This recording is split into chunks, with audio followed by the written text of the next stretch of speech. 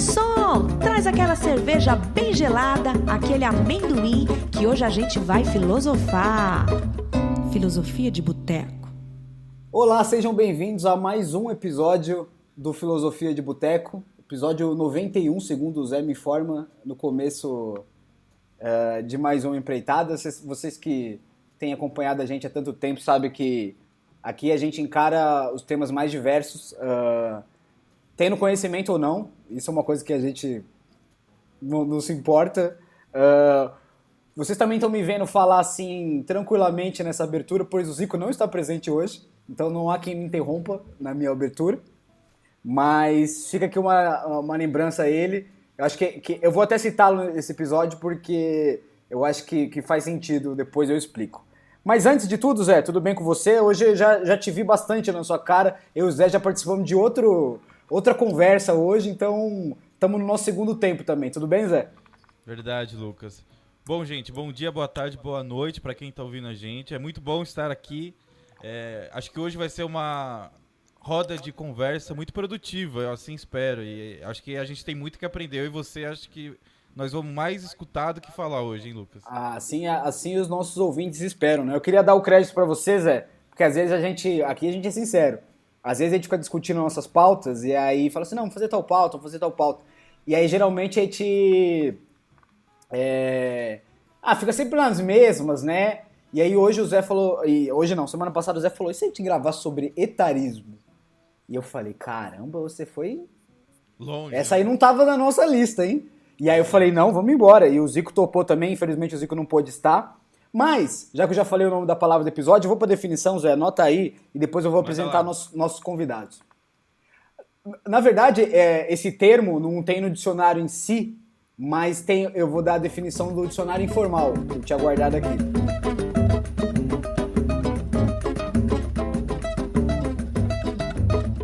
Filosofia de Boteco. Que pode ser etarismo / discriminação etária. É o ato de discriminação às idades, não importa qual. Pode ser com crianças e com idosos, adultos, adolescentes, etc. Quando você desce em outros significados que podem interessar, a maioria dos significados relacionados tem a ver com a chamada terceira idade, chamada idosos. E isso é uma coisa que eu até disse que ia citar o Zico, porque a gente fica fazendo piadas aqui sempre no podcast, já tô fazendo a nossa autocrítica, de que ele é o mais velho do podcast, sempre. Aí a gente fala, Zico, você é o mais velho, não sei o que lá. E ele tem, o quê? 31 anos? 31. Uma coisa assim? 31 anos, né? E aí hoje, pra calar a nossa boca, mas mentira, mas pra gente discutir isso, o que é uma piada, o que pode ser um problema, etc., a gente tem dois convidados. Eu tô primeiro com o Antônio Leitão, que é o gerente institucional do Instituto de Longevidade MAG. Depois ele vai explicar tudo, o trabalho dele, o trabalho do Instituto, tudo com mais detalhes. E estamos também com a Norma Rangel, que tem muitas credenciais, eu anotei algumas, e vou começar por elas. Ela é ativista da longevidade, coordenadora do Fórum da Pessoa Idosa da Vila Mariana, depois, Norma, me corrija se eu estiver errado, conselheira do Grande Conselho Municipal do Idoso de São Paulo, neste biênio atual, 2021-2023, profissional do marketing de vendas e ainda a sua área de formação é em arquitetura, se eu não perdi aqui nas minhas anotações. A Norma tem 66 anos. Pra deixar isso bem claro, por isso que eu citei a piadinha do Zico, porque tipo, eu falei assim, nossa, Zico, você é velho, 31 anos, etc. E aí, Norma, eu quero começar primeiro agradecendo vocês dois por estar aqui, e eu quero fazer um pedido para você, né? Antes de qualquer pergunta, que é, a nossa geração ali, sei lá, nascidos nos anos 90, tendem a ter uma ideia muito, da frente também, a gente tem percebido, uma ideia de que as coisas, um declínio muito rápido. Eu quero dizer assim, às vezes a pessoa fala assim, não, porque fulano já tem 30 anos. Sabe? E aí eu gostaria que você contasse pra gente o que você diria a uma pessoa que acha que alguém com 30 anos já tá, sei lá, numa espécie de auge, numa espécie de pico e que dali pra frente não tem nada. O que você aconselharia a essa pessoa? Boa noite a vocês. Eu sou a Norma Rangel e, assim, de qualquer coisa, é um prazer estar aqui falando com 3 jovens, né? Eu acredito e muito que a intergeracionalidade é uma das ferramentas mais poderosas para que a gente caminhe agora pela longevidade e fale, elimine e trabalhe a questão do etarismo, ou idadismo, ou ageísmo. O que eu diria para alguém que tem 30 anos ou que faz uma referência para quem tem 30 anos como já sendo velho, é de que talvez não saiba que nós estamos na revolução da longevidade, nós estamos vivendo a revolução da longevidade. O Brasil envelheceu muito rapidamente, na verdade em 25 anos, enquanto que a Europa levou 100 anos para isso e se preparou para esse envelhecimento. E é um fato, né? Hoje nós temos no Brasil em torno de 35 milhões de pessoas 60 a mais. Se nós formos falar de pessoas 50 a mais, aí nós estamos falando aí de um número muito maior e muito mais expressivo. O que isso quer dizer? Isso quer dizer que nós ganhamos mais 30 anos de vida, né? Não é uma opinião, é um fato, né? Estatística, um estudo. Se nós ganhamos mais 30 anos de vida e a expectativa de vida hoje é de 76 anos de idade média, 72 para homens e 70, em torno de 79 para mulheres, as mulheres vivem em média 7 anos mais do que os homens.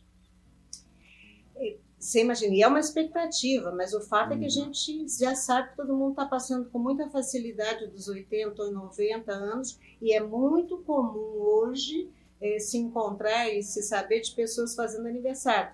Toda hora alguém diz, vou para o aniversário de 100 anos da minha avó, da minha tia, da amiga da minha mãe, enfim. E esse é um assunto longo, extenso, incrivelmente bom. E o que eu diria, assim, resumindo, é assim, 2 coisas. A primeira, querido, você ainda não viveu nem 1/3 da sua vida. Ponto. Então, prepare-se, porque você vai poder ter, além de uma vida longa, e eu espero que assim seja, porque a outra opção acho que ninguém quer, né? E a única forma de envelhecer, de ter uma vida longa é envelhecendo, prepare-se para viver bem e prepare-se mesmo. E eu acho que a primeira ação é pensar não na idade como um tempo de vida vivido. Eu acho que o Covid trouxe isso com muita clareza, né? A vida é um sopro. Não importa se você tem 30, 40, 10 ou 100 anos de idade. Importa o quanto a gente consegue viver a vida como se ela fosse terminar amanhã. E se eu pudesse dizer alguma coisa, além de tudo que eu já disse, eu diria assim, só quando a gente envelhece é que a gente percebe a preciosidade da vida, né? E como é importante viver cada dia. Como agora a gente está passando um momento de muita reflexão, eu diria para aproveitar esse momento de reflexão e para viverem com muita intensidade, responsabilidade, né? Mas construindo mesmo um futuro. E um futuro para viver mais 30, 40, 50 anos, dependendo da idade que você tem. Então, vai poder ter N profissões, né? Fazer N faculdades, porque se cuidarmos da questão física, né? O capital físico, emocional, financeiro, as redes de relacionamento, nós vamos ter um envelhecimento muito sadio, ativo e bom de ser vivido. Então, não sei se eu me estendi demais, mas o assunto é gigante. É, né? gigante, claro. Então, é só, eu diria, a pontinha do iceberg. Isso é o que eu diria. A gente vai chegar ainda até na história da pandemia. Zé, antes de eu passar para você, eu queria perguntar para o Antônio 2 coisas. Quantos anos você tem, Antônio? Já que a Norma me chamou de jovem também.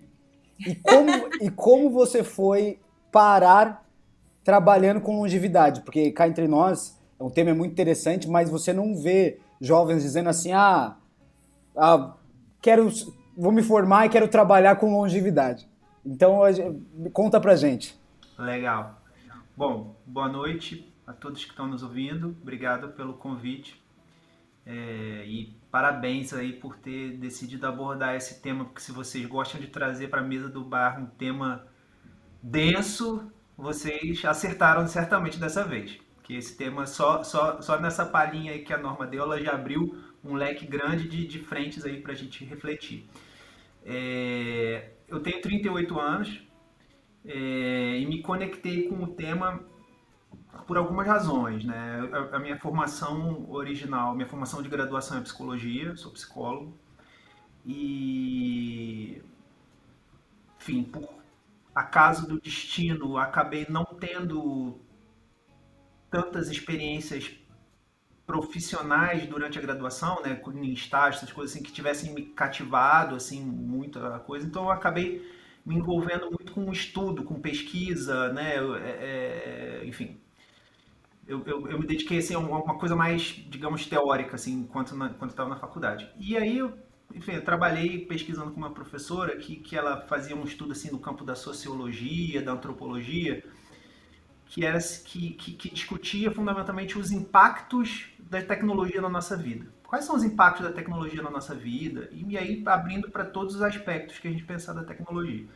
Mas ela tinha um interesse particular dos impactos da tecnologia médica, né? Como é que essa coisa da produção da vida, como é que as tecnologias médicas interferem em a gente pensa assim no extremo, sei lá, eu quero, sei lá, a genética, né, com a possibilidade de você, por exemplo, replicar uma nova vida, que impactos éticos isso tem, que impactos subjetivos isso tem, enfim, é um amplo campo. Mas aí, trabalhando com essa professora, eu comecei a ler e me interessar sobre essa discussão, né, e aí eu comecei a cair nesses pontos que a própria Norma falou, né, assim, eu comecei a ver que enfim, a mídia, os jornais, estava cada vez mais recorrentemente trazendo para a discussão social essa questão. Olha, a gente está envelhecendo, isso tem N consequências sociais, econômicas, e isso a gente nem estava numa época assim de discutir ainda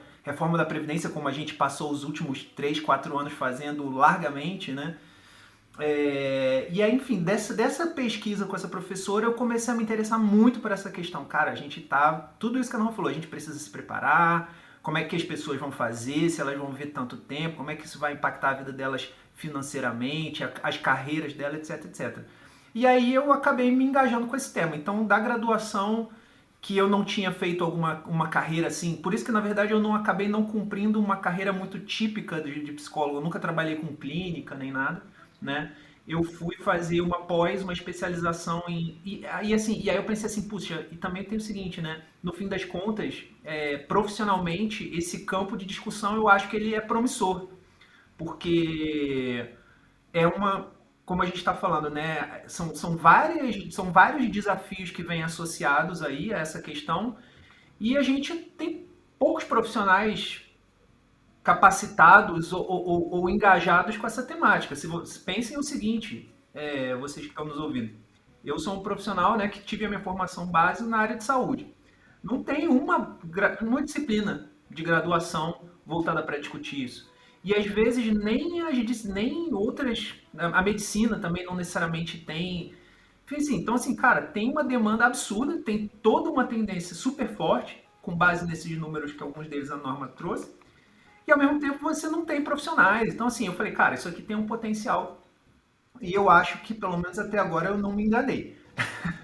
Porque, enfim, aí eu cumpri toda a minha trajetória profissional, que depois eu falo mais um pouquinho. Mas foi assim que eu fui parar aí. Eu enxergando uma possibilidade, a partir da minha formação, enxergando uma possibilidade profissional nessa grande tendência que a gente está vivendo e só vai continuar a viver cada vez mais.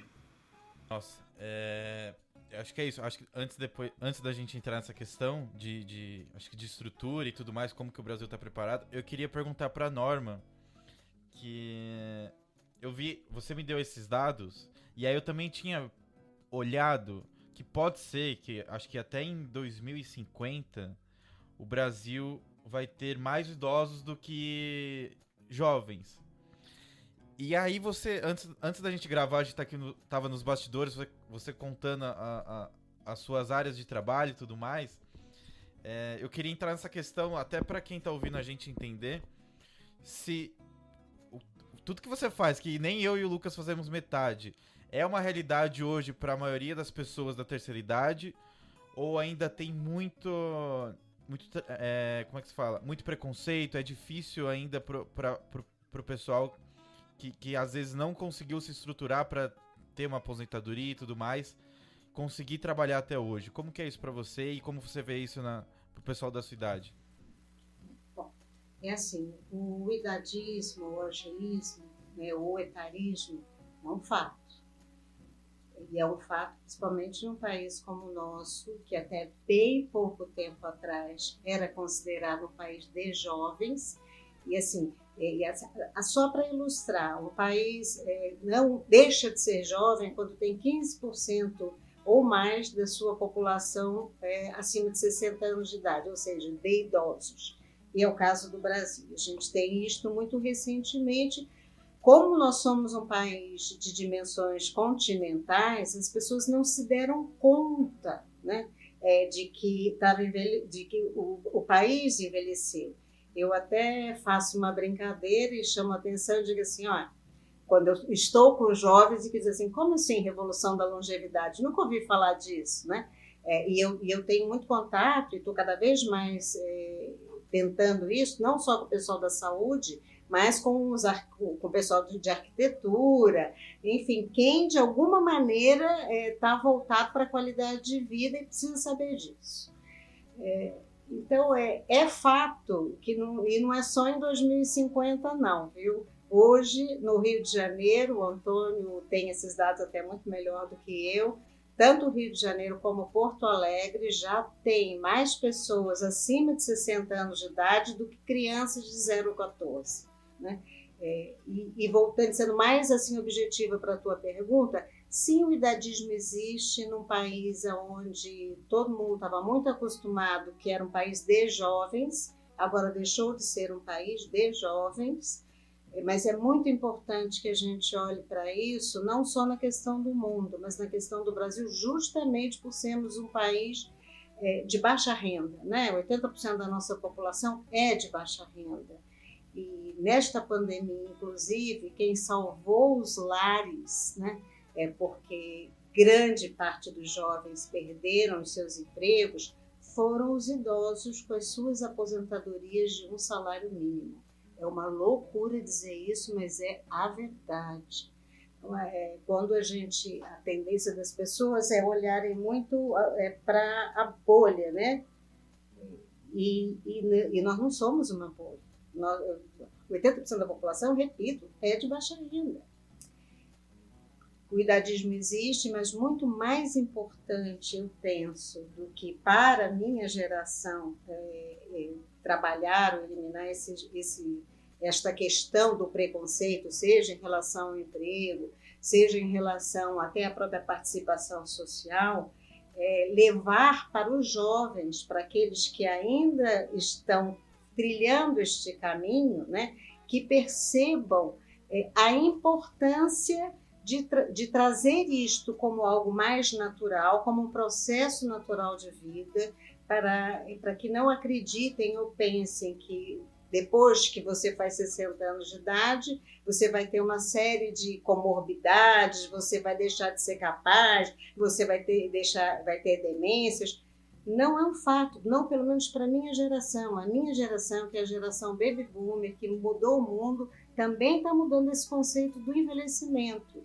E se tem alguma coisa que eu acredito que podemos deixar, é um legado para vocês, para que através da observação do nosso envelhecimento, vocês envelheçam melhor, com mais qualidade, né? Eu até brinco, a minha geração é a geração farol nas costas. A gente está abrindo um caminho que não sabe qual mas com certeza vai deixar iluminado para quem vem. E agora, objetivando a tua pergunta, sim, a gente sente isso. Eu sinto, inclusive, e eu trabalho, inclusive, de carteira assinada. Só estou empregada há muito tempo na mesma empresa, porque tive um histórico na área comercial muito forte, né? Eu E aí não foi tão difícil assim. Mas hoje eu tenho certeza plena, se eu tivesse que me colocar num processo, digamos, né, de trabalho, de busca de um emprego, certamente eu não seria nem recebida, porque na hora que você coloca a sua idade, você já está automaticamente eliminada, né? Mas isso está mudando. E é por isso que é muito importante levarmos a questão da revolução da longevidade, que não somos mais um país de crianças, de jovens, porque vamos precisar abrir muito mercado de trabalho para todos. Isso é um fato. Mas eu acredito muito em intergeracionalidade, viu? Acho que a geração de vocês é incrível, que vai fazer um trabalho maravilhoso. Antônio está aí mostrando isso.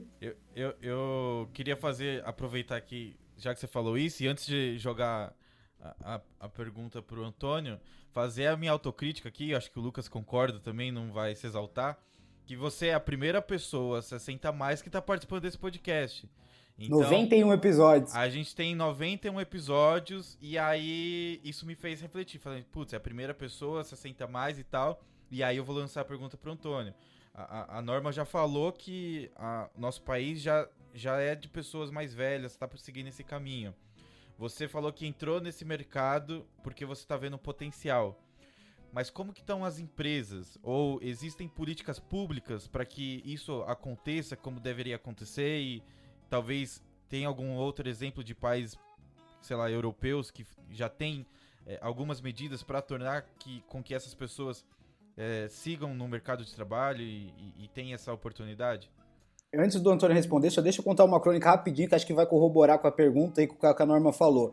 Semana passada, a gente não tem saído de casa quase nunca, eu peguei um Uber e o cara me disse que ele era um trabalhador do aeroporto de Guarulhos que tinha sido demitido e aí não tinha conseguido se recolocar, tinha 52 anos e aí virou Uber, enfim, por aquelas coisas que a gente sabe, porque é mais flexível também, porque ele optou por isso, porque não estava muito difícil de achar, mas que ele estava revoltado porque a mulher dele tinha 56 anos e 27 anos trabalhando em empresas aéreas. E ela foi fazer uma entrevista numa dessas empresas brasileiras mesmo. E aí foi rejeitada com a desculpa de que não era o perfil. Mas como eles dois trabalhavam no aeroporto, ele disse pra mim que tinha contatos. E aí disse que o recrutador comentou com um amigo dele. Falou assim, o currículo dela é bom, mas assim, 56 anos, né? E aí acabaram contratando uma pessoa com menos de 30. Então, enfim, então acho que, assim, só para corroborar também que, assim, as pessoas estão vivendo isso na prática, assim, todos os dias e deixam elas... O cara tava revoltado e eu creio que com razão, assim. Uhum. Enfim, acho que vocês abriram alguns pontos aí, né? Mas eu entendi que o Zé tava focando...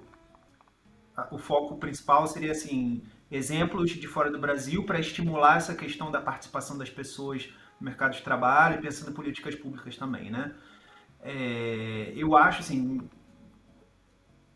minha leitura, né? Assim, com base no que eu já li a respeito, o que eu já ouvi falar, assim, trabalhando nesse segmento, né? Participando, assim, bastante próximo dessa discussão, esse é um desafio ainda para muitos países, tá? Mesmo os países que a gente sabe que a gente pode dizer que eles têm uma preparação maior em comparação com o Brasil para lidar com o fato de que uma parcela cada vez maior de sua população tem mais de 60 anos, mesmo esses países têm muitos desafios, sobretudo nesses processos que são de transição, né? Porque assim, quando a gente fala assim, preparação, existe uma certa tendência, né? Em entender essa preparação, assim, por exemplo, mais ligada assim, à questão da área de saúde ou da assistência social, que de fato muitas pessoas idosas, sobretudo as mais idosas, vêm a requerer em algum momento, né? Então, assim, porque essas dimensões, elas são de fato muito demandantes, né? Elas têm um custo financeiro alto para você, enfim, sei lá, quando a pessoa está muito adoecida e, né, é comum que as pessoas muito idosas vão ter doenças, enfim, mais severas, etc, etc. Então, assim, Você tem, por exemplo, o custo financeiro alto das hospitalizações, etc, etc. Então, assim, quando a gente fala assim, preparação, tende-se a pensar mais nesses aspectos, mas tem outras coisas que vão acontecendo e que ainda estão acontecendo à medida que esse processo de envelhecimento populacional está acontecendo, que mesmo nesses países onde esses aspectos já estão mais contemplados, ainda também não estão. E a questão do trabalho certamente é um deles, né? Até porque, enfim, depois eu quero ouvir se a Norma concorda comigo, assim, essa questão do envelhecimento, até por esse exemplo que você acabou de dar, Lucas, ele, na verdade, a pessoa passa a ser considerada velha para o mercado de trabalho muito antes de ser idosa, entendeu? Muito antes, entendeu? Você falou aqui o caso de uma pessoa de 52 anos, entendeu? Tipo, que nem é formalmente um idoso ainda. Formalmente um idoso no Brasil é acima de 60 anos. Então, assim, você tem enfim, existe um processo, né? Enfim, tem pesquisadores que chamam assim, fragilização da segunda metade da carreira, né? Então, assim, tipo, o que é o padrão, né? A gente vem de um padrão, talvez numa geração que a Norma ainda tenha visto quando era mais jovem, né? O padrão era assim, era a pessoa entrar no mercado de trabalho, muitas vezes conseguir um emprego em uma empresa e ficar lá a vida inteira até se aposentar, né? Isso já mudou completamente, né? Nem as empresas oferecem essa possibilidade, é raríssimo, cada vez mais raro, nem muitas vezes as pessoas querem, porque aí você entra com vários fatores, né? Com toda assim, a velocidade com que as tecnologias estão transformando as nossas vidas, né? E aí o mercado de trabalho muda, as carreiras mudam, os conhecimentos necessários para se manter atualizado no mercado de trabalho mudam com uma velocidade muito intensa. Então essa perspectiva linear de entrei aqui no emprego X e eu vou sair um belo dia lá, daqui a 30, 40 anos com um cargo muito mais alto e eu vou ganhar o meu relógio de ouro, tchau, um beijo, aposentadoria, acabou, entendeu? Não existe, não condiz com a realidade. Então, assim, para finalizar aqui, políticas públicas no Brasil tem discussões, mas assim, na prática não.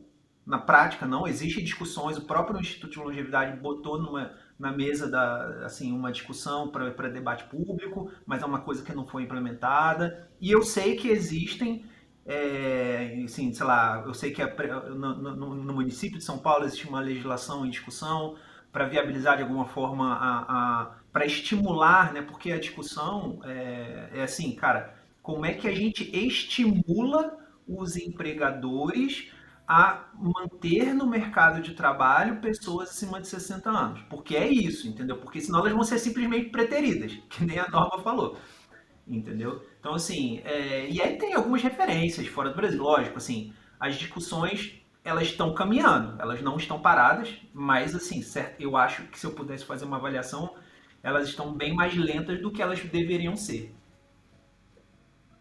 Mas tem algumas coisas, sim, acontecendo. Bom, não sei se a Norma quer complementar, mas eu já vou jogar também uma coisa para ela, já que ela citou a pandemia antes. Eu acho que assim, fazendo a autocrítica da nossa geração mesmo, como tem tudo isso de uma certa pressa por um sucesso, então se você já não passa na faculdade direto, as pessoas já se consideram atrasadas. Então eu tô com 20 e tantos anos, 22 anos, estou no cursinho, fulano tem 18 anos e já passou em medicina. Ou, sabe, tem sempre essa comparação constante. Eu acho que isso talvez seja a base da loucura que é a gente olhar para alguém com 30, 40 anos e falar assim, putz, o cara tá acabado. Mas isso era uma questão que não se discutia, você não vê ninguém discutindo, etc. Quando veio a pandemia, as primeiras bases dos negacionistas os primeiros argumentos eram assim, e aí escancarando o etarismo, assim, que era, vai morrer 6 mil idosos. Roberto Justo disse isso, e também não sei exatamente a idade dele, mas ele também já beira o idoso já oficialmente. Disse isso, mais, né, já passou, então a Norma me disse, já passou. E ele disse assim, o áudio dele, comprovado, ele assume. Não podemos parar o país porque vai morrer 6 mil idosos. Depois, começa a ser a história de que tem que o pessoal, a população ativamente econômica tem que ir para a rua mesmo, os idosos que fiquem em casa. Como se a realidade do país fosse sim, né? Os idosos estão descansando. Então, é isso. E aí, para finalizar agora, nos últimos meses, a gente teve até o ministro da Economia dizendo que assim, todo mundo quer viver 100 anos também. Como se fosse assim se uma pessoa passa dos 80, 90, ela começa a prejudicar o país. Entendeu? É isso que tá prejudicando o país, não é, enfim, todas as outras coisas. Então eu queria saber também, Norma, assim, tem toda a questão política, econômica e socioeconômica para a gente discutir, mas também eu quero que você assim, sinta a vontade para opinar sobre isso, mas também queria saber como você recebe isso, sendo uma pessoa mais 60, assim, a Norma, pessoa física. Porque eu já fico ofendido pelos idosos da minha família. E eu fico pensando, como assim? Então vai morrer 6 mil idosos? Então, porque não é da sua família, então, né? É bem isso mesmo. Você tem toda a razão, Lucas. Esse é um assunto muito extenso, viu? A única coisa que eu posso dizer de forma rápida e sucinta, fazendo referência aos nomes que você disse, é que eles deveriam encabeçar a lista. Por quê? Porque todos eles já passaram dos 65 mais, né? Não estou nem falando dos 60 mais, estou falando de 65 mais. Então, tem eu acho até que isso é mais do que social, mais do que político, mais do que econômico. Isto é uma condição pessoal do ser humano. E o que eu percebo, e o que eu acredito é que a pandemia, acima de tudo, escancarou uma frase, um fato que pode ser dito numa frase. Ou as pessoas entendem que temos que ir todos juntos, ou não irá ninguém. Porque nós não vamos sair desse processo, seja por causa da Covid, seja por causa de uma questão econômica, tudo está muito ligado. Como é que eu me sinto pessoalmente? Eu acho que talvez a maturidade traga isso para cada um de nós, né? Às vezes a pessoa envelhece, mas não amadurece. Aliás, a grande maioria, e você acabou de citar 2 bons exemplos, né? Envelheceram, mas não amadureceram, a ponto, inclusive, de achar que não fazem parte dos idosos, apesar de serem. Mas é muito complexo mesmo. Eu vou tornar a dizer complexo responder essa pergunta, porque envolve muita coisa. Eu, pessoalmente, porque amadureci, tenho pena, sinceramente. Tenho muita pena de alguém que impõe a si mesma, aí voltando ao mote aqui do podcast, né, um etarismo para si próprio, que essa é a pior forma de preconceito, é quando a própria pessoa não aceita o seu processo de envelhecimento. Envelhecer pode não ser agradável no sentido estético. Para as mulheres, inclusive, e eu falo disso com muita propriedade porque sou uma, né? Para as mulheres é muito mais penoso, né? Por quê? Porque o homem, quando envelhece, ele não envelhece, ele está apenas maduro, né? E a mulher não, né? O homem, quando tem cabelo branco, é charmoso, a mulher está desleixada. Quer dizer, tudo isso está num processo de mudança. E a minha geração está trazendo esta mudança, né? As mulheres se aceitando com os cabelos brancos, as mulheres aos 66 anos de idade, como eu, mudando e reinventando a sua vida. Eu, no meu caso, estou indo para as políticas públicas, né? Defendendo muito fortemente essa bandeira, principalmente a minha é a escolha da moradia e participação social, mas mais do que nunca, tudo que nós podemos fazer, a minha geração que vai fazer, é dar a vocês o exemplo e alertar a vocês. Olha, cuidem disto, porque se vocês quiserem viver, continuar vivendo, só tem um jeito. Envelheçam. Não tem outra. Então, envelheçam da melhor maneira possível. Esse é o fato. E assim, só para lembrar, quando você falou no início, né, e o Antônio tem toda a razão, existem discussões, existem propostas para fazer com que as empresas sejam, de alguma maneira, incentivadas a contratação dos 60 mais, mas acho que agora a coisa até está invertendo um pouco. Eu tenho ouvido muitas empresas reclamarem da falta de mão de obra no sentido do preparo e precisando chamando profissionais mais experientes para ensinarem, entre aspas, como consultores mesmo, nem sempre como profissionais do dia a dia ou contratados para um trabalho mais longo, mas por job, por trabalho mesmo. E um outro dado importante que vem, é um dado que, se não me engano, foi até o próprio Sebrae quem trouxe. Hoje, o número de empreendedores acima de 60 é gigante. As empresas que foram abertas agora na pandemia são todas, grande maioria de 60 a mais. Isso, até porque nós não vamos ter, não é mais uma questão de emprego, nós não teremos mais emprego, nós teremos trabalho, né? Daqui para frente, não é no Brasil, é no mundo. E no Brasil, mais ainda, por questões socioeconômicas que todos nós, infelizmente, conhecemos bem. Mas eu sou muito esperançosa, viu? A minha geração é conhecida como uma geração idealista. Nós mudamos o mundo e vamos mudar o conceito de envelhecimento.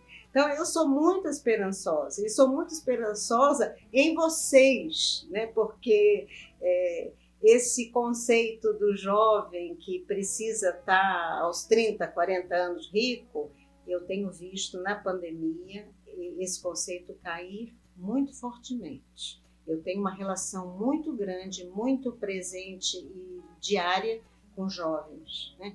E eles estão todos muito emocionalmente abalados, precisando de apoio, de ajuda. Eu sei disso porque eu sou muito procurada por eles, né?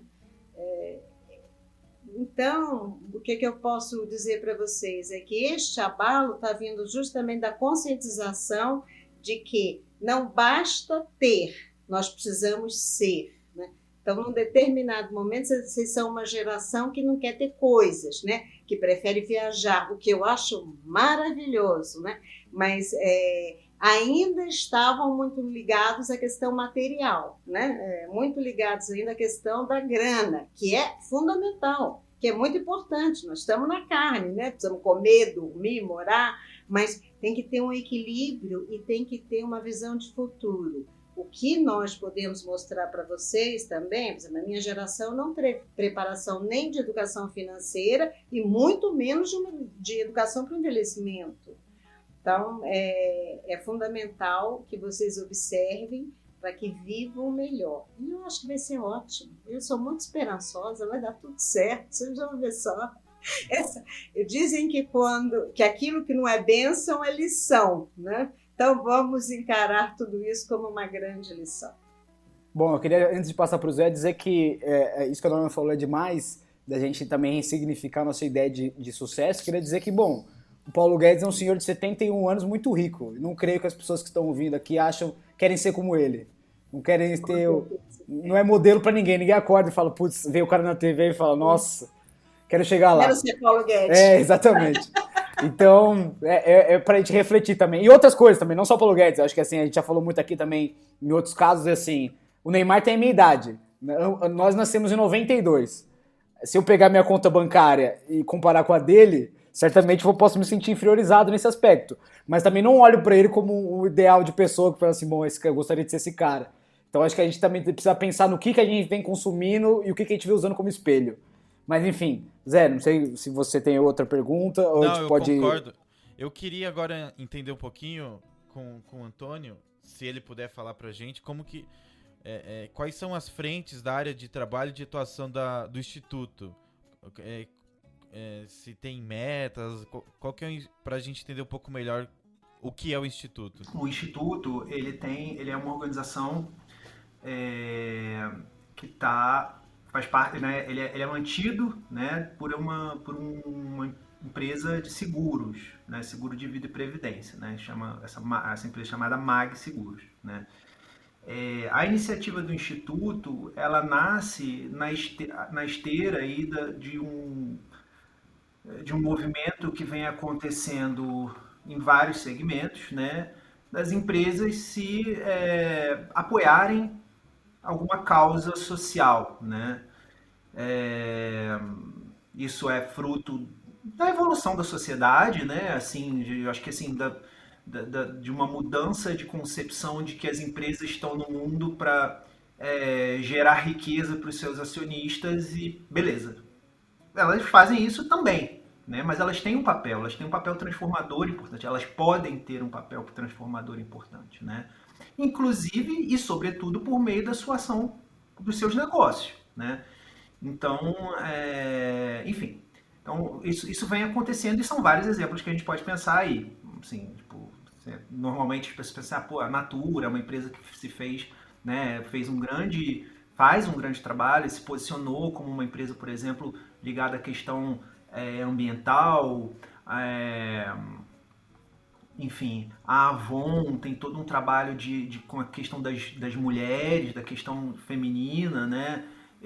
E o que é interessante você perceber, e aí eu vou chegar no Instituto de Longevidade MAG, que assim, é que normalmente, e isso faz todo sentido, as empresas vão buscar construir esse posicionamento em algum ponto que diga respeito à sua atuação, o que faz todo sentido, né? Então, de novo, para falar desses exemplos, a Natura ela extrai para a criação dos seus cosméticos muitas coisas das florestas, etc, etc.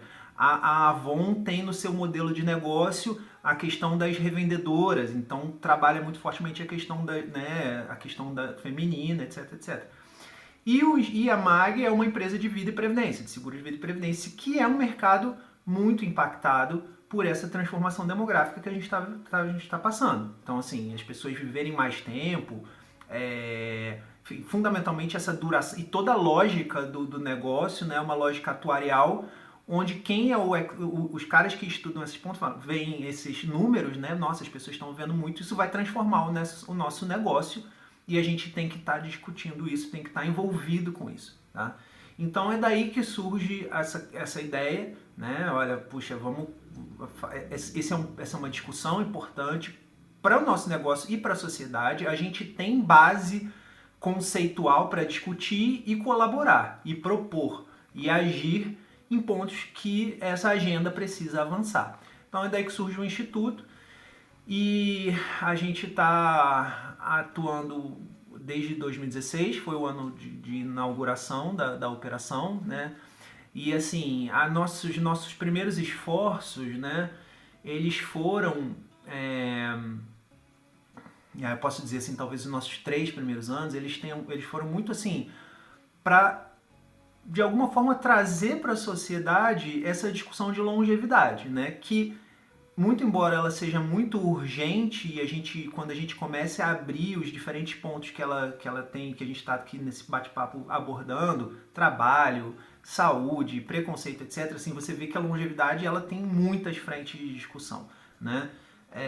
Então a gente se viu, mas ao mesmo tempo são coisas que ainda estão pouco claras na cabeça das pessoas, ainda isso não entende. Então a gente falou, cara, a gente tem que trazer o debate da longevidade para a sociedade, vamos falar de longevidade de todas as formas, vamos explorar tudo que é frente, vamos explorar tudo que é tema associado para que as pessoas entendam a importância dessa discussão. E foi isso que a gente fez. Então a gente falou de saúde, a gente falou de cidades, a gente falou de questão financeira, a gente falou de trabalho, a gente falou de relações sociais.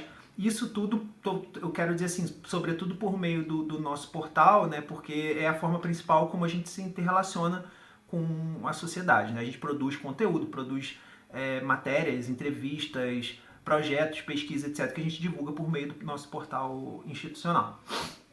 E aí, só que de uns anos para cá, mais recentemente, a gente entendeu que a gente cumpriu o nosso papel, assim, no sentido, não que a gente tenha resolvido o problema, mas enfim, mas a gente deu a nossa contribuição nesse acordar, ou nesse despertar, ou de chamar a atenção das pessoas da importância da discussão da longevidade, e a gente está afunilando um pouco mais o nosso posicionamento para a questão financeira, da preparação financeira, o que tem a ver com a nossa mantenedora, né? Então, assim,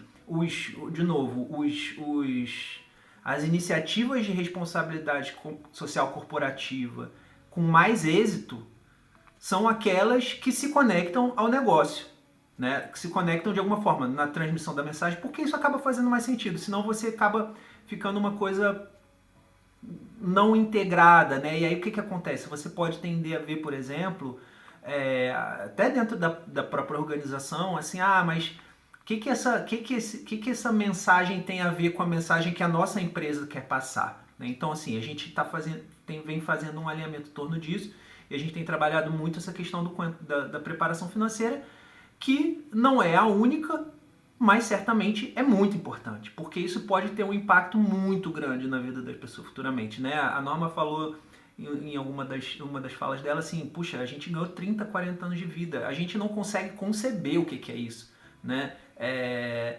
Eu acho que nem quem tem mais de 60 anos, né, Norma, consegue conceber o que é isso e como é que isso se equaciona, né? Tipo assim, porque é isso, assim, nosso modelo mental de carreira é parar de trabalhar aos 60, 65 anos e você vai viver até os 95 anos como?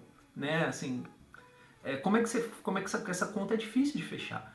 Então a gente tem se posicionado cada vez em torno disso. Então, assim, os nossos projetos tendem a falar disso, nosso portal de conteúdo fala muito disso. Eu deixo aí depois o convite para todo mundo visitar institutodelongevidade.org e vocês vão ver do que eu estou falando. Boa, boa. Não, é muito bom ouvir. Você ia falar alguma coisa, Lucas? Não, então vou seguir. Eu vi uma outra pessoa falando um dia na televisão, isso que você falou, e é isso. A gente não para pra pensar, mas a fase idosa é a fase da vida que a gente mais vive. É a maior fase da nossa vida. E aí eu fiquei assim, caramba, é verdade, né? E a gente tá aqui com 20, 30 anos pensando, putz, eu preciso me preparar porque daqui a pouco eu só quero relaxar. Só que não, vai ser a fase mais longa da nossa vida. Se tudo der certo, a gente conseguir chegar até lá. Pegando isso que você falou, e a Norma trazendo dados também da Sebrae, que nesse ano de pandemia surgiram muito mais empresas, e principalmente de pessoas de 60 a mais. Eu queria saber a sua opinião, Antônio e Norma. Eu acho que antes, para saber se é isso, a gente estava nesse processo, sei lá, até 2019, veio a pandemia, parou tudo, né? A gente retardou tudo, e o que já estava ruim ficou pior, que era, por exemplo, o desemprego. Hoje, em tese, pelo que eu sei do IBGE, são 14 milhões de desempregados. Pode ser que a gente volte para essa recuperação econômica e tudo mais, mas essa questão do etarismo, qual que é a opinião de vocês? Se isso tende a melhorar ou piorar, pelo menos por causa dessa pandemia, porque agora é a disputa ali dessa mão de obra, né? Pode ser que antes, nós jovens, não víamos os 60 a mais como um risco, porque a gente tinha essa visão, eles são mais velhos, as empresas não querem, tal, não sei o que, deixa que a vaga é nossa. Só que hoje a Norma virou e falou assim, tem empresas hoje preferindo as pessoas mais velhas, porque são as pessoas que têm experiência e tal, coisa que talvez a mão de obra mais nova não tenha. E aí, se tudo der certo nessa recuperação econômica, a gente tem milhões e milhões de brasileiros desempregados. Vocês acham que isso tende a piorar o etarismo, ou a gente está num processo de mudança que não vai ser afetado? Assim, de bate-pronto, o que a tua pergunta me suscita é que você jogou luz num ângulo bem interessante, assim, porque quando a gente, nas discussões sobre longevidade e envelhecimento, o conflito geracional, ele muitas vezes é algo que emerge. Exatamente como você formulou, né? Assim, pode ser no ângulo da questão da competição das vagas, né? Tipo assim, eu ouvi isso, eu vi essa discussão assim, mas o Instituto de Longevidade está propondo uma forma de facilitar a contratação de pessoas acima de 60 anos, mas isso não vai tirar o emprego dos jovens? Não é melhor deixar o emprego para os jovens que ainda precisam ganhar a sua vida, né? Então, assim, isso é uma forma de situar a discussão prevendo um conflito geracional. Ou a mesma questão sei lá, como o Lucas colocou, né? Assim, o Paulo Guedes, o cara quer viver até 100 anos, deixa os outros viverem, entendeu? Tipo, todo mundo vai viver até 100 anos agora. Então, assim, essa discussão do conflito geracional tem análises que olham por esse ângulo, mas eu tendo a acreditar que, assim, um pouco como a Norma colocou, cara, a gente tem que equacionar conjuntamente, até porque as competências são diferentes, né? Ela falando, ela também colocou assim, olha, as empresas estão percebendo a importância de ter profissionais mais velhos, não necessariamente para fazer aquilo que o jovem vai fazer, mas porque ele tem uma experiência, ele tem outras competências, inclusive competências, as chamadas competências socioemocionais, não aquelas competências técnicas. Ah, eu sei o programar assim, etc. Que muitas vezes, de fato, o cara que está recém saído da sua formação profissional vai ter mais acesso. Não que um mais velho não possa ter, mas assim, talvez seja normal a gente pensar que quem está recém saído da formação profissional vai ter mais as competências mais atualizadas, né? E o cara mais velho vai ter que correr atrás, sei lá, por fora, fazendo uma pós, etc. Mas esse cara vai ter outras competências que o jovem não vai ter, entendeu? Então, assim, acho que a melhor forma da gente endereçar diante da crise, né, assim, essa questão, cara, putz, beleza, vamos pensar, se Deus quiser, né, que a gente consegue começar a gerar riqueza de novo, gerar oportunidade de trabalho. Eu acho que a melhor encaminhamento é a gente pensar na complementação das competências que as gerações têm, porque certamente isso vai potencializar ainda mais, né, a geração de riqueza, enfim, em última instância, o bem-estar para todos, né? Agora, apostar no conflito geracional, eu acho que é um baita de um tiro no pé, não sei, é a minha percepção. Zé, eu concordo perfeitamente, completamente com o Antônio. Você, inclusive, com essa pergunta, me fez lembrar do filme O Estagiário, que coloca muito essa questão do jovem, né, sucesso com o idoso, entre aspas, né, chegando e de uma forma muito tranquila, muito serena. Eu acho que são duas discussões. Uma que seria realmente essa questão do tanto de conflito intergeracional. Eu particularmente não acredito. Acho que existe esta inquietação na medida que as pessoas não sabem que já fazem parte de um processo de revolução da longevidade, que ganhamos mais anos de vida e que vamos precisar nos prepararmos para isso. Então, só por isso. Agora, num segundo momento, nós não temos mais emprego, gente. Nós temos trabalho. Não é mais uma questão de idade, é uma questão econômica, e não é no Brasil, é um mundo em transformação. É no mundo tudo isto. E mais do que nunca vamos precisar mesmo de cooperação. Acho que a palavra é essa, cooperação, troca de saberes intergeracionais. A pandemia trouxe uma coisa muito interessante. A maioria dos idosos num país como o nosso não tem letramento digital. Fato. Por quê? Não é porque não saibam, não é porque não queiram, ou não gostem, ou não possam aprender, mas porque nós somos um país de baixa renda e a maioria das pessoas não tem internet de boa qualidade. Ou sequer um celular que possa usá-la, né? Com isso, você não tem letramento. Bom, o que aconteceu com essa pandemia? Os idosos se aviaram, se você quer saber. Como eu estou muito na política pública, né? E eu estou falando de idosos que, né, já são muito idosos e aprenderam. Então, aí agora, dominando absurdamente o Zoom, fazendo reunião virtual.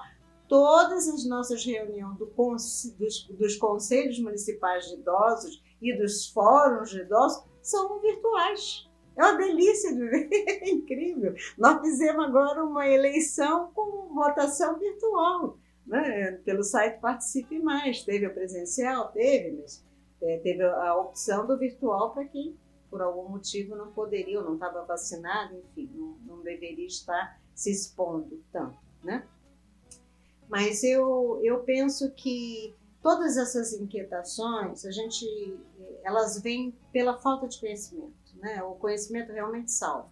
Então, na medida que as pessoas saibam que ganharam umas 40 anos de vida e que vão precisar se preparar com 4 grandes capitais para isso, né? Que seria a saúde, a educação, o financeiro, como o Antônio falou, muito bem lembrado, e o social, que é da rede de apoio. Eu sou otimista. Eu sou a geração idealista. Não é fácil, gente, mas eu acho possível. Acho muito possível. E acho que vai dar tudo certo. Eu queria também até, vocês estavam falando, estava aqui, nossa, bom, tem muita coisa pra gente falar, uma pena que daria pra gente fazer uns 3 episódios, mas pra corroborar exatamente o que vocês disseram, eu tenho uma coisa. Primeiro, assim, o que a Norma falou agora de que as pessoas mais velhas, os idosos, se viraram, entre aspas, para aprender com a tecnologia. Cara, em 2016 eu trabalhava na TV e às vezes era um parto você colocar um doutor desses cirurgiões, sei lá, com 70 a mais, 80 a mais, no Skype, para você colocar ele na TV, etc. Hoje em dia eu tenho feito entrevistas em que os médicos, porque a gente tem entrevistado muito infectologistas, são senhores, são senhoras mais velhas, os médicos dão dicas de como assim, não, se você fizer tal coisa vai melhorar a sua imagem. Então, você fica assim, pô, então aí, e aí você fala assim, pô, diga. Eu queria dar o relato também, porque o que a Norma falou é verdade, porque na pandemia eu comecei a trabalhar com redes sociais e tudo mais, e aí eu faço muito vídeo pro TikTok. Gente, o que tem de pessoas mais velhas usando o TikTok e super famosas. Tipo, tem um perfil lá que é os vovôs TikTokers.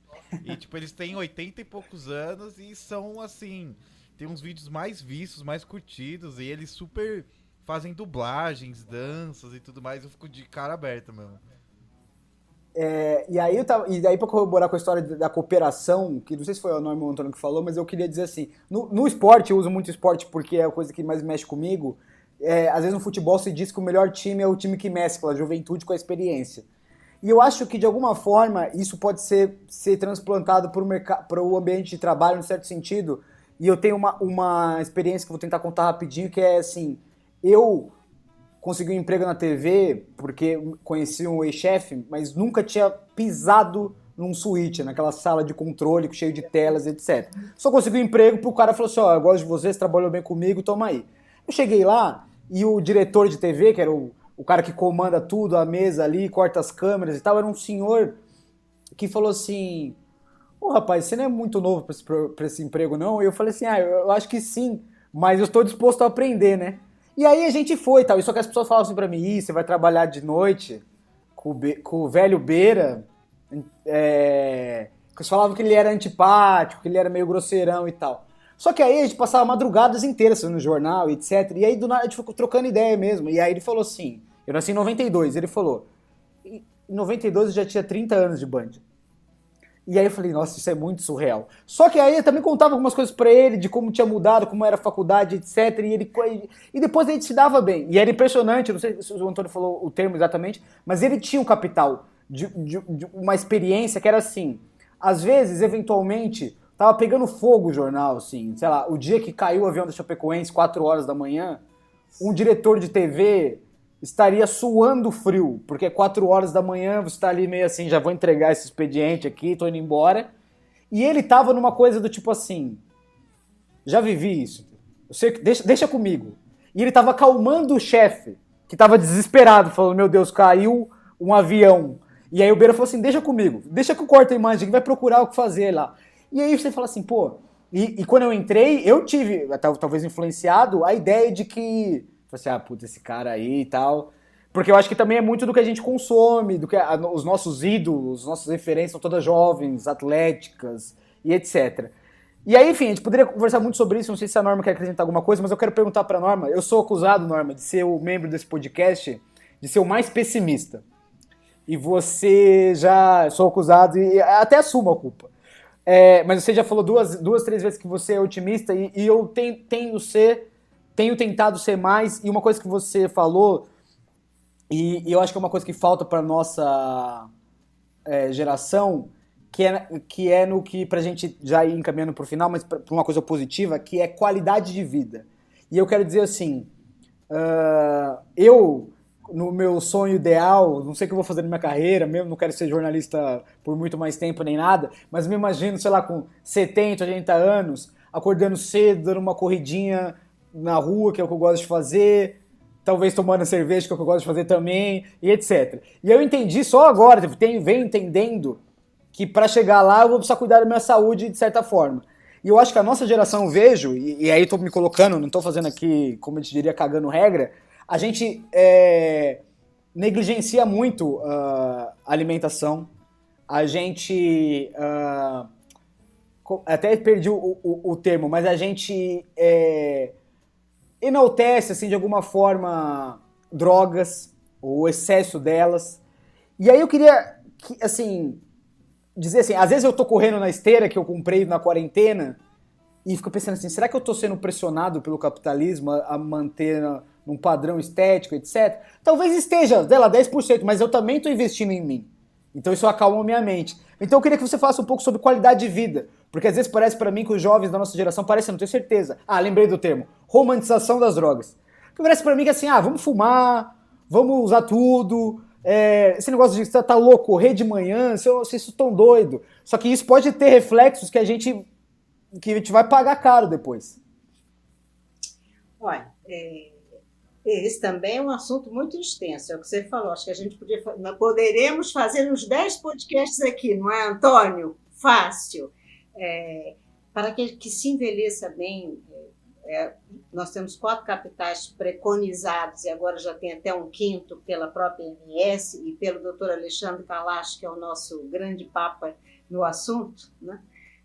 E seria a saúde é um deles, né? Então nós estamos falando de capital de saúde, de educação, financeiro e social. Como a pergunta é saúde, esse é muito importante. Por exemplo, se nós vamos viver 100 anos, e olha, em 1940, a nossa expectativa de vida era de 45 anos de idade. As pessoas não envelheciam, elas morriam antes, né? Eu lembro que eu fui pedida em casamento no aniversário de 60 anos da minha avó. Imagina, era uma vozinha. Eu tenho 66, eu tenho certeza que nenhum de vocês vai me chamar de avó. No máximo de tia Norma, mas de avó acho muito difícil que algum de vocês diga, vem cá, avó Norma, né? Desculpa. Que isso, hoje a gente corta essa desculpa. Que isso? Desculpa, devia ter desligado, não consegui. O Breno tá aí para isso, ele edita sempre as pausas. Por favor, Breno. Pode editar, Breno. Eu devia, inclusive, ter avisado. Então, a saúde é fundamental para que a gente viva bem esses 30 anos a mais. Não é por frescura, eu até vou sugerir aqui, existe uma médica chamada doutora Elizabeth Brenda, convide-a para falar sobre alimentação. Ela é uma cirurgiã de cirurgia reparadora, mas que por uma questão própria precisou e fez pesquisas sobre alimento e curou os seus problemas e hoje se dedica, além da profissão, a fazer essa divulgação da importância da alimentação. E aí nós estamos falando de saúde. Sim, é muito importante. Nós temos um corpo, a cabeça pode estar ótima, maravilhosa, mas o corpo é uma máquina, gente. Ele tem um desgaste natural. Quando eu digo que nós envelhecemos, e que não é muito simples nem fácil, assim, não é gostoso você olhar no espelho e não se reconhecer fisicamente, né? Mas é inevitável, não tem o que fazer, a máquina vai. É muito importante que a gente deixe essa máquina com o seu processo natural de envelhecimento, que a gente chama de senescência, sem doenças. A gente pode envelhecer sem ter comorbidades. A máquina tem o desgaste natural, né? As mulheres sabem disso muito bem, né? O cabelo espiga, a pele enruga, os ossos, né? As articulações não têm mais a mesma flexibilidade, mas isso não quer dizer que você seja doente ou que você seja de alguma maneira incapacitado, mas precisa cuidar. Então, sim, esse é um dos capitais, o capital da saúde, e não vamos fazer aqui discurso, né, de ser ou não a favor disso ou daquilo outro, mas caminho do meio na vida é sempre muito bom, viu, gente? O que é demais sobra e o que é de menos falta. Esse é um ditado velho da minha avó, mas que continua em dia, Norma, eu acho que agora atualizaram para um pouco de droga e um pouco de salada. Seria o equilíbrio. É o que os jovens... eu não vou dar esse... não. Claro, estou só aqui atualizando os termos. A minha geração é uma geração que fez muito uso. Eu, pessoalmente, particularmente, nunca fiz. Não por preconceito, mas porque penso que pode ser um caminho que não tenha volta, né? Então, preferi não. Tem que ser uma decisão pensada. O que eu ia dizer, Antônio, até porque quando você disse que você é da formação, eu não tinha essa informação, que você era da psicologia. Esse podcast aqui é um grande incentivador da terapia. Então, todo episódio a gente acaba falando assim, olha, tá com esse problema? Faça terapia, se você puder, vai, procure, etc. Então, eu também quero perguntar para você, nesse sentido também da aceitação do jovem, de pensar mais no futuro, de pensar a longo prazo, qual que é a importância de se aceitar mesmo, assim, eu digo... Às vezes eu fico pensando que as pessoas que têm um pouco de problema, e aí o preconceito com idosos, etc., e aí eu tô me colocando também, eu acho que é natural você ter, mas o que é natural o que me parece antinatural é você não querer derretê-lo. Então, assim, pra gente começar enfim, a tirar essas barreiras, também é importante que a pessoa, enfim... Olhe para si mesmo. Lide bem com o preconceito, não pensando na parte de psicologia, da terapia, com etc. certeza. Eu acho que, assim, para lidar com o preconceito, nada melhor do que o conhecimento e a informação, como a Norma já falou. Isso não é verdade apenas para a questão do preconceito etário, né? Educação e sensibilização, porque também só informação não muda comportamento, né? Se só informação mudasse comportamento, ninguém fumava, né? Porque pacotinho de cigarro tem lá a fotinho do cara lá estribuchando e as pessoas continuam fumando. Então, assim, é informação e sensibilidade, né? E aí, nesse segundo aspecto, a terapia, o autoconhecimento é super importante, né? Você, quando você estava fazendo a tua última pergunta, Lucas, para a Norma, você já trouxe um elemento de sensibilização, né? Porque assim, cara, beleza.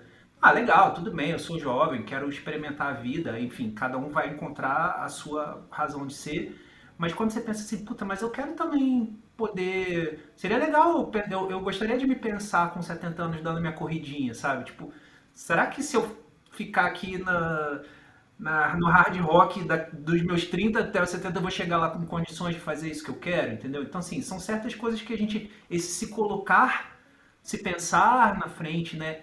É uma forma legal da gente quebrar o preconceito e se mobilizar em direção a alguma coisa que a gente quer, que a gente gostaria, isso é um aspecto. E a sensibilidade, assim, também de conversar, né? Eu acho que aí, assim, a questão da intergeracionalidade é fundamental. Eu rapidamente quero contar um negócio assim para vocês, não foi, que é uma história muito legal, tem a ver com essa discussão que você levantou agora, assim, tipo, isso não vou atribuir isso, assim, a principal razão de eu ter me envolvido profissionalmente com esse tema, né? Mas foi um elemento importante, foi um negócio que me marcou, na verdade, muito mais pessoalmente do que profissionalmente, mas no fim das contas eu acabo misturando as coisas, assim, na minha cabeça não tem muita separação entre pessoal e profissional. Mas assim, eu me lembro com clareza que assim, os meus pais, hoje meu pai tem 74 e a minha mãe tem 71 anos, tá? Então assim, quando eles estavam ali na faixa dos 50 e muitos, já meio chegando perto dos 60, né, e eu devia estar com uns 20 e poucos, não sei o quê, eu me lembro claramente, assim, deles falarem assim, em diferentes momentos, né, de falar assim, puxa, eu tô chegando perto dos 60, assim, tô ficando cansado, tô ficando velho, sabe, assim, não, mas não num tom de queixa, não num tom ruim, mas assim, dando uma clara sinalização da passagem do tempo para eles, como eles estavam vendo a passagem do tempo, sabe, e isso me marcou tanto, cara, porque eu falei, cara, se o tempo tá passando para eles, o tempo tá passando para mim, né? E eu me lembro que isso me mobilizou muito, assim, inclusive para me envolver com essa questão em nível profissional. Então, assim, cara, eu acho que você tem tua visão, assim, é importante sim, terapia, é importante... Não, terapia é uma forma, né? Mas é importante autoconhecimento. Autoconhecimento é fundamental. Tanto para a gente buscar uma vida melhor para nós mesmos, quanto para a gente quebrar o preconceito. Acho que você matou a charada. Demais. Quero fazer aqui agradecimento do doutora Cátia, minha terapeuta, que me ajuda a chegar lá, quem sabe nos 70, dando minha corridinha com a minha cervejinha. Bom, Infelizmente, a gente alcançou o nosso tempo, mas a Norma já deu o gancho aqui que a gente precisa de outro episódio, então tá gravado, tá registrado. Então a gente vai chegar lá. Mas, antes de agradecer vocês, deixar vocês falarem o que vocês quiserem, até pro Antônio também divulgar instituto, etc., tudo, e a Norma também o que ela quiser, vamos para nossas recomendações. Eu vou dar aqui primeiro os meus rapidamente, e aí depois eles dão e falam o que quiser e a gente encerra. Eu tenho 2 filmes que eu gostaria... Tinha vários, mas assim, vou tentar enxugar, que é um filme chamado Nebraska, que, se eu não me engano, ganhou o Oscar, ou pelo menos foi indicado ao Oscar.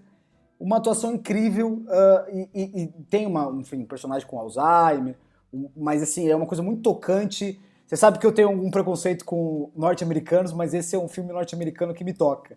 Então deve ser bom mesmo. E outro que a gente estava falando, que foi um achado, que também, e esse era um preconceito, tem no Netflix, é fácil, que é um documentário do Quincy Jones. Mas é um cara que eu nunca, assim, só ouvia falar, não sabia exatamente o que ele tinha feito, sabe? Não era da minha geração nem nada. Aí às vezes eu ficava assim, nossa, tem um comentário desse cara aqui, não sei o que lá. E aí basicamente você começa a ver, e ele, bom, enfim, ele gravou, produziu, sei lá, todo mundo. Michael Jackson, sei lá o quê. Só que aí, por que eu tô recomendando isso aqui? Porque ele tem uns 80 e tantos anos, 85, etc., e ele continua numa atividade inacreditável. E ele continua como referência, mas ele continua em contato com os jovens, então ele faz um evento, no documentário aparece, tem um evento e ele escolhe uma dupla de jovens que, ao que me consta, já me disse que elas são famosas agora. Então o cara continua com a visão de carreira, assim, continua ativo. Então é uma coisa que você fica assim, porra, queria chegar nos 88 anos, acho que é 88 anos que ele tem assim, velho.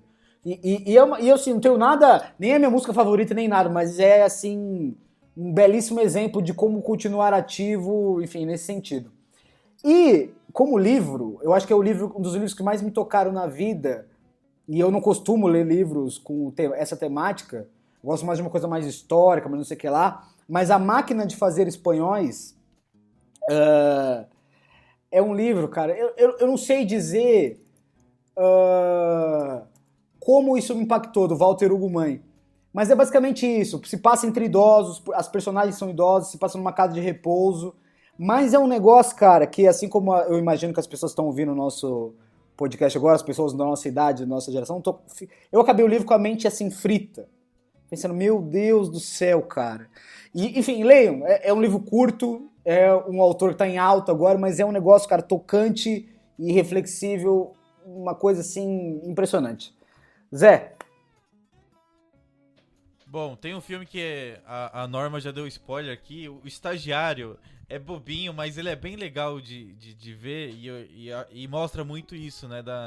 Ali de uma pessoa mais velha com uma pessoa mais nova, a diferença não é nem só de idade, mas de ideias de cada um e da experiência, quanto isso pode te enriquecer tendo pessoas diversas numa empresa de trabalho. Mas tem um outro documentário que eu vi e estava concorrendo até o Oscar esse ano, que é um documentário chileno que se chama O Agente Duplo. E tá disponível no Globoplay. E até concorreu ao Oscar esse ano. É um documentário que vale super a pena. Ele é muito bonito. Na verdade, é uma história que é mais ou menos assim, que é uma agência lá de detetives particulares bota um anúncio no jornal que tá procurando pessoas 80 a mais para fazer um trabalho. E aí eles fazem o recrutamento lá, mostra essa parte, e eles recrutam um senhorzinho de 80 e poucos anos, e aí meio que vão falar que ele vai ser um detetive, vai ser um espião, e aí colocam ele num asilo, porque existem denúncias de que as pessoas que estão lá estão sendo maltratadas. E aí dá um celular pra ele, o cara ensina ele a mexer, mandar WhatsApp, fala pro cara fazer um relatório, dá uma caneta com câmera pra ele gravar e tal. Gente, é muito legal. Quem não viu e tiver a oportunidade de ver, tá lá no Globoplay. É muito legal, vale super a pena. Essa é a minha indicação. Legal. Bom, vou então dar minha sugestão aqui. Não tá na hora ainda de dar os agradecimentos, né? É só a sugestão por enquanto. Beleza. Tá, assim, filmes, assim, eu vou citar um filme que não é um filme... ele é um filme cujos personagens são idosos, E assim, o nome do filme é Amor. O nome do filme é Amor. O diretor é o Michael Haneke, Haneke. Esse filme, assim, ele é sobre. O tema dele é o amor. Mas como os personagens são idosos, assim, ele acaba retratando a questão do amor numa fase da vida, né? Enfim, que as pessoas, assim, os personagens já têm ali para mais de 75 anos. Assim, é um filme maravilhoso, maravilhoso. E é uma porrada, assim, é um soco no estômago, assim, no sentido de mobilizar tuas emoções e de fazer você pensar, assim, para quem é jovem, cara, tipo, o que é a vida quando eu for mais velho? Eu acho animal. Então, um filme eu deixo isso. E um outro filme, esse que assim, esse primeiro tem um teor mais, ele é mais pesado, né? Um outro filme, assim, um pouco uma pegada mais light, mas que fala muito, assim, também, e pega as questões geracionais, é o Up. Aquele desenho do 2009, que é um filme lindo também, é um filme, né, é uma animação, é uma outra pegada, mas enfim, fala das relações geracionais e fala do envelhecimento. Eu acho que fica aí também uma boa dica para reflexão sobre isso que a gente está conversando. Bom, o Zico ficaria muito orgulhoso da sua indicação, porque ele adora animações, então acho que o Zico foi contemplado aqui mesmo ausente. Show. Norma. Bom, como filme eu sugiro que vejam Sementes Podres, porque trata não só da questão de envelhecimento, mas de educação, intergeracionalidade, diversidade. É um filme com temas muito densos, mas de uma forma muito leve e muito gostosa de se ver e que leva a uma profunda reflexão. Então, eu sugiro Sementes Podres. E como livro, eu sugiro que vocês leiam dois, né? Para quem não leu. 100 Anos de Solidão é um clássico, mas super vale a pena.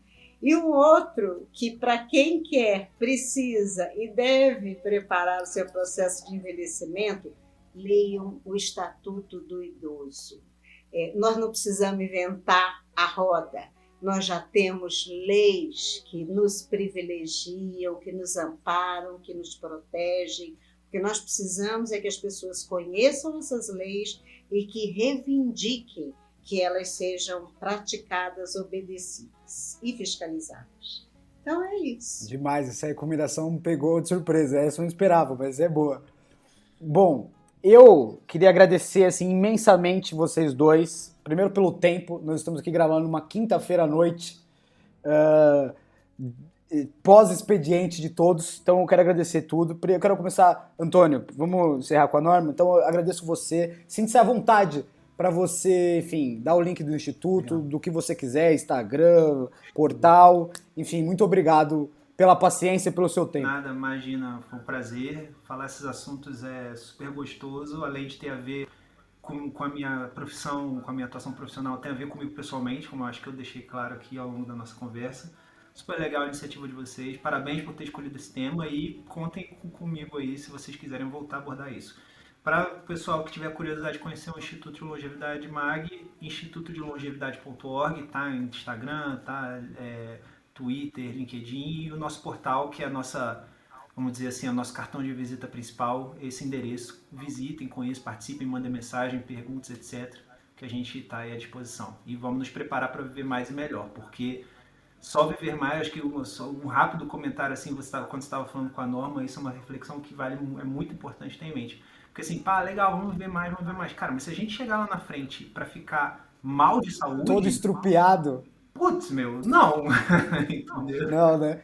Boa. É isso. Norma, muito obrigado. E foi, assim, um prazer. E vamos fazer com que você seja a primeira de muitos convidados 60 a mais. A gente vai tentar.